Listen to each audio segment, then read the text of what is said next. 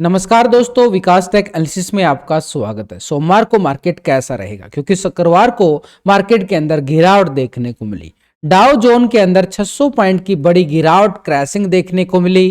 Gift Nifty के अंदर भी 200 पॉइंट का बड़ा गिरावट देखने को मिला और एफआईआई की तरफ से आई बिकवाली 2200 करोड़ का। हालांकि डीआई की तरफ से खरीदारी जरूर देखने को मिली है, 4000 करोड़ के करीब यहां पर डीआई की तरफ से खरीदारी भी देखने को मिली। ऐसे में ग्लोबल मार्केट में एक भारी क्रैशिंग, जो एफएमओसी का डाटा जो आया है मार्केट के अंदर, यानी यूएस मार्केट के अंदर, यूएस अमेरिका के अंदर जॉब डाटा जो आया, उससे थोड़ा सा बाजार नर्वस फील करता हुआ नजर आया। यानी बाजार के अंदर एक दबाव देखने को मिल सकता है, जिसका खामियाजा ऑलरेडी डाउ जोन 600 पॉइंट की गिरावट के साथ देख चुका है। तो यानी डाउ जोन के साथ और ग्लोबल मार्केट की तरफ नजरें डाल के चले तो यहां पर यूरोपियन मार्केट भी पूरी तरह से एक गिरावट के साथ नजर आए और वहां भी यूरोपियन मार्केट के अंदर बाजार फिटसी यूके 70 पॉइंट की गिरावट यहां भी देखने को मिली।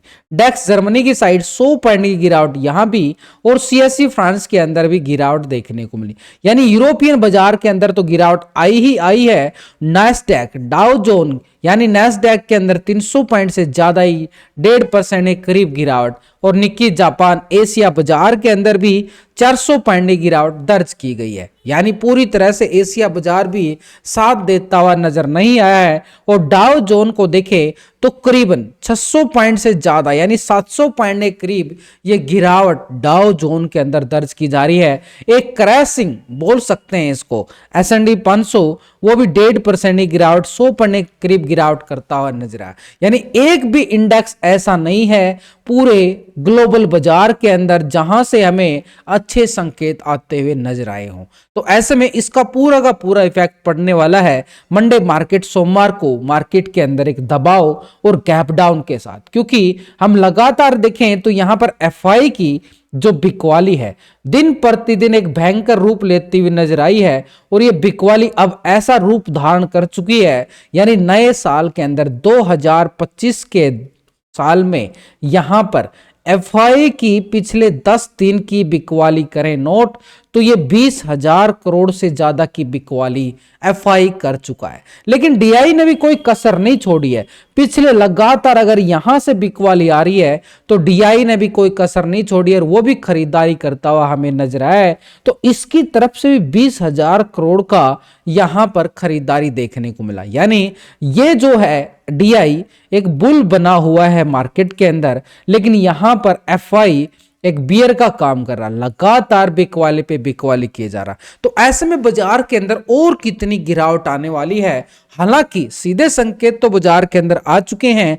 यहां पर एफआई की बिकवाली डीआई की खरीदारी से बाजार को कोई सपोर्ट नहीं मिला है। जो डीआई खरीदारी कर रहा है, मार्केट लगातार यहां पर एफआई की बिकवाली से दिन प्रतिदिन गिरता ही जा रहा है। तो यहां पर हमारे लिए इंपॉर्टेंट हो जाता है कि मार्केट के अंदर कितनी और गिरावट आने वाली है। तो उसी के लिए हम क्या करेंगे, एक टेक्निकल डाटा के साथ यहां पर इन दोनों बड़े ऑपरेटर का फ्यूचर और ऑप्शन का डाटा भी देख लेते हैं, क्योंकि ये दोनों बड़े ऑपरेटर फ्यूचर ऑप्शन के अंदर भी ट्रेडिंग करते हैं। अब एफआई की बिकवाली लगातार आ रही है, लेकिन डीआई की जो खरीदारी आई है, क्या वो फ्यूचर ऑप्शन के अंदर आई है? अगर फ्यूचर ऑप्शन में डीआई की खरीदारी आई तो फिर मार्केट को सपोर्ट मिल सकता है, नहीं तो सोमवार को एक मार्केट के अंदर एक भारी क्रैशिंग का सामना बाजार को करना पड़ेगा। तो पिछले 2 दिन का डाटा हम देखें तो यहां पर 4 ऑपरेटर हैं जो फ्यूचर और ऑप्शन के अंदर ट्रेडिंग करके चलते हैं। तो पहले रिटेलर की साइड से देखें तो 70% कॉल साइड पोजीशन बना के बैठा और 29% ये पुट की साइड पोजीशन थी। लेकिन अभी रिटेलर जो जा रहा है 71%, 28 आ चुका है पुट की साइड, यानी पोजीशन को लॉन्ग की साइड शिफ्ट किया जा रहा। रिटेलर पूरी तरह से उसको लगता है कि मार्केट के अंदर तेजी आएगी। अब आपके सामने है कि मार्केट के अंदर कितनी तेजी मार्केट लेके आ रहा है। स्टॉक फ्यूचर में 88% फ्यूचर को लॉन्ग किया गया और 11% शॉर्ट था रिटेलर। अभी भी सेम आ रहा है, यहां पर कोई बड़ा बदलाव रिटेलर की तरफ से नहीं देखने को मिला है। यानी फ्यूचर में 88% के साथ लॉन्ग साइड पोजीशन रिटेलर बना के बैठा हुआ है। तो ऐसे में जो डीआई की तरफ से देखे, जो हम डाटा देख रहे थे, वहां पर जो 4000 करोड़ की ये जो खरीदारी करता हुआ नजर आया है, तो ये पहले फ्यूचर ऑप्शन में 49%, 50% था पुट की साइड। अभी लॉन्ग कॉल की साइड 49 और 50%। यानी भाई ऑप्शन के अंदर तो कोई बड़ा बदलाव हमें डीआई की तरफ से देखने को नहीं मिला है। स्टॉक फ्यूचर में अगर हम देखें 4.15% फ्यूचर को लॉन्ग किया गया है, 95% शॉर्ट था। अभी आ रहा है 4.30% फ्यूचर को लॉन्ग किया गया है, 95% शॉर्ट की साइड पोजीशन बनी है। यानी डाटा के अकॉर्डिंग देखें तो बाजार के अंदर यहां पर डीआई की पोजीशन लॉन्ग की साइड को अच्छे वाली नहीं है। कैश के अंदर बढ़िया अच्छी खरीदारी मान सकते हैं कि भाई हां खरीदारी कर रहा है, लेकिन भाई यहां पर ऑप्शन और फ्यूचर के अंदर पोजीशन नहीं बनाना तो समझो उसकी तरफ से भी दबाव के संकेत है। तो ऐसे में मार्केट को कौन बचा पाएगा? तो यहां पर एफआई की साइड से देखें तो वो पहले 16% था कॉल की साइड, 83% पुट साइड था। अभी आ चुका है 15% कॉल साइड, 84% पुट की साइड। यानी 1% यहां पर भी बिकवाली। वहां तो 2200 करोड़ का बिकवाली एफआई ने किया ही किया है लगातार, और यहां पर 1% की और बिकवाली, लगातार बिकवाली, कोई कसर नहीं छोड़ रहा है। स्टॉक फ्यूचर में 60% फ्यूचर को लॉन्ग, 39 शॉर्ट। अभी आ रहा है 60% फ्यूचर को लॉन्ग किया जाता है, 39% शॉर्ट। यानी फ्यूचर की साइड कोई बड़ा बदलाव नहीं है, लेकिन ऑप्शन और कैश के अंदर दो सेगमेंट के अंदर एफआई की बिकवाली मार्केट के ऊपर एक भयंकर रूप लेती हुई नजर आ रही है। तो ऐसे में मार्केट के सिनेरियो के अकॉर्डिंग देखें तो बाजार जो है यहां पर लगातार दबाव देखने को मिल सकता है। प्रो की साइड से देखें हमारे पास ये है हमारा फोर्थ ऑपरेटर, एक तरह से जो मार्केट के अंदर बड़ी क्वांटिटी के साथ ट्रेड करता है। पहले 45% कॉल साइड, 54% पुट साइड। अभी 41% कॉल साइड, 58% पुट साइड। 4% और पोजीशन माइनस होती हुई नजर आई है। यानी प्रो की साइड से भी हमें दबाव देखने को मिलेगा। स्टॉक फ्यूचर में 71% फ्यूचर को लॉन्ग किया गया था, 28% शॉर्ट था। अभी आ रहा है 69% फ्यूचर को लॉन्ग किया जाता है, 30% शॉर्ट। यहां से भी बिकवाली का सामना 2% के साथ माइनस होता हुआ नजर आया प्रो। तो भाई चारों ऑपरेटर का डाटा हमारे सामने है। रिटेलर क्या है, तेजी का मूड बना रहा सिर्फ एक रिटेलर, डीआई हैज बना के बैठा है, और एफआई 84% के साथ पुट की साइड है, प्रो 58% के साथ पुट की साइड है। दबाव मार्केट के अंदर है। इसी के साथ ग्लोबल बाजार का भी इफेक्ट बाजार के ऊपर पड़ता हुआ नजर आएगा, जिससे बाजार एक पूरे गैप डाउन के साथ ओपन होता हुआ हमें सोमवार के सेशन में नजर आ सकता है। अब वो गैप डाउन कितना हो सकता है उसकी अगर हम बात करें तो यहां पर जो गैप डाउन मार्केट के अंदर आ रहा है, अगर यहां से बाजार ने रिकवरी नहीं दिखा पाया, ये है रिकवरी लेवल हमारे पास ठीक 23,200 का लेवल, ये निफ्टी के पास है 23,200। अगर ये 23,200 लेवल ब्रेक डाउन हुआ तो बाजार फिर एक भारी क्रैशिंग का सामना निफ्टी को भी करना पड़ेगा। हालांकि निफ्टी 22,430 के लेवल पे ओपन क्लोजिंग हुआ है, क्लोजिंग लेवल है, ये क्लोजिंग प्राइस है 22,430 का लेवल, लेकिन 22,430 और गैप डाउन की हम बात कर रहे हैं कि 23,200 के समथिंग, इतने बड़े, क्योंकि चारों तरफ से दबाव ही तो दबाव नजर आ रहा है। कोई ये भी नहीं दिखा रहा कि भाई डाटा टेक्निकल, देखो उसके अकॉर्डिंग ही आपके साथ में डिस्कस कर रहा हूं। कोई अपना ये नहीं बोल रहा कि मैं कुछ भी अनाप शनाप आपको बोल रहा हूं।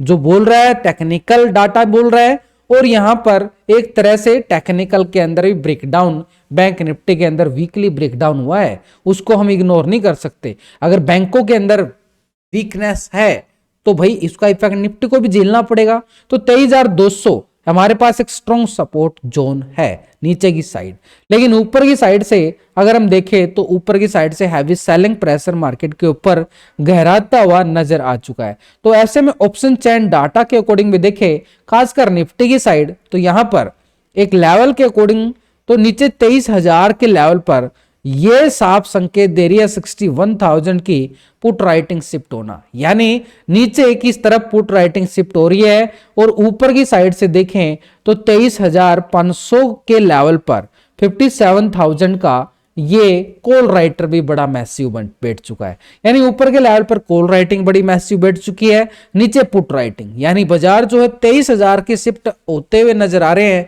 जो पुट राइटिंग वो साफ साफ संकेत दे रहे हैं कि यहाँ पे मार्केट के अंदर एक बड़ा गैप डाउन ओपनिंग होने की कैरी बाजार करके क्लोज हुआ है। बैंक निफ्टी के अंदर 700-800 पॉइंट की गिरावट ऑलरेडी मार्केट झेल चुका है और ये वीकली लेवल पर बड़ा ब्रेकडाउन भी हमें फ्राइडे सेशन के अंदर देखने को मिला। ये इतना बड़ा ब्रेकडाउन एक इशारा कर रहा है कि मार्केट के अंदर अभी दबाव काफी रहने वाला है स्पेशल निफ्टी बैंक की साइड।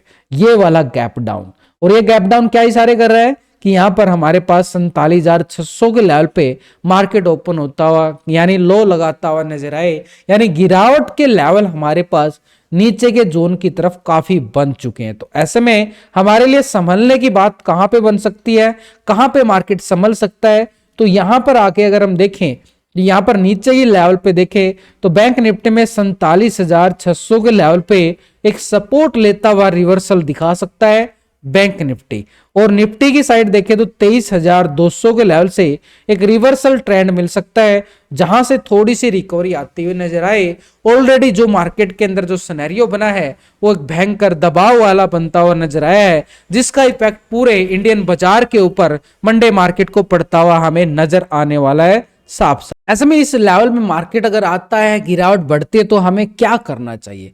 देखो, मार्केट में अभी जो एफवाई की सेलिंग मार्केट के ऊपर हावी हो रही है, इससे क्या है कि मार्केट का एक डिप लेवल आ चुका है। अब डिप लेवल आने पर क्या होता है, हमें लॉन्ग टर्म के लिए जो आज डीआई जो खरीदारी कर रहा है ना, ये लगातार भाई 4-4 हजार करोड़ की, देखो मार्केट गिर रहा है, डीआई को क्या है, डीआई वो खरीदारी कर रहा है, वो कहां पे कर रहा है, वो कैश मार्केट के अंदर कर रहा है, यानी लॉन्ग टर्म के लिए इन्वेस्टमेंट कर रहा है। तो दो डीआई एक बड़ा ऑपरेटर कर रहा है ना, डिप से बाई, डिप जितना नीचे आता है डिप बाई करता जा रहा है डीआई।